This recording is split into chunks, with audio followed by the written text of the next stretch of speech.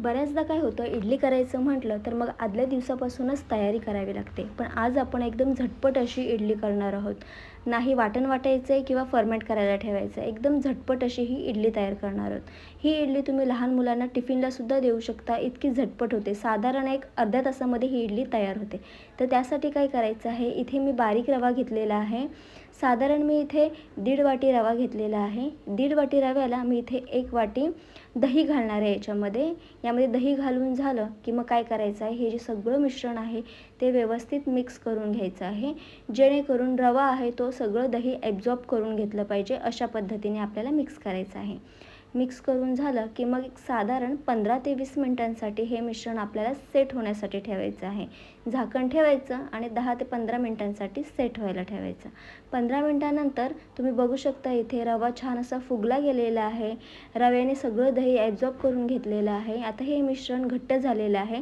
आपल्याला याचं बॅटर आहे ते इडलीसाठी जसं बॅटर असतं अगदी त्याप्रमाणे याचं बॅटर तयार करून घ्यायचं आहे. तर त्यासाठी याच्यामध्ये थोडं थोडं करून पाणी घालायचं, व्यवस्थित मिक्स करून घ्यायचं.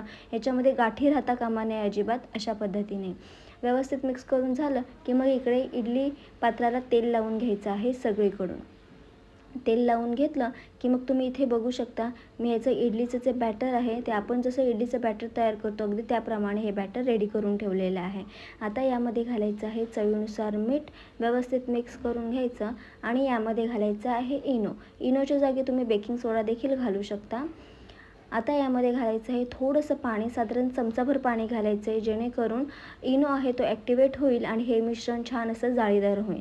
आता काय करायचं आहे, इडली पात्राला आपण तेल लावून घेतलं होतं त्यामध्ये हे बॅटर ओतून घ्यायचं आहे. आणि इकडे गॅसवरती मी इडलीचं जे भांडं असतं त्याच्या खाली मी साधारण एक तांब्याभर पाणी उकळायला ठेवलं. त्यानंतर या सगळे जे भांडे आहेत इडलीचे ते त्याच्यामध्ये घालून घ्यायचं, झाकण ठेवायचं आणि 15 ते 20 मिनिटांसाठी मीडियम फ्लेमवरती आपल्याला हे स्टीम करून घ्यायचं आहे. त्यानंतर कुकर थंड झाला की मग याच्या इडल्या काढून घ्यायच्या आणि कोकोनट चटणीसोबत सर्व करायचं. तर नक्की ट्राय करून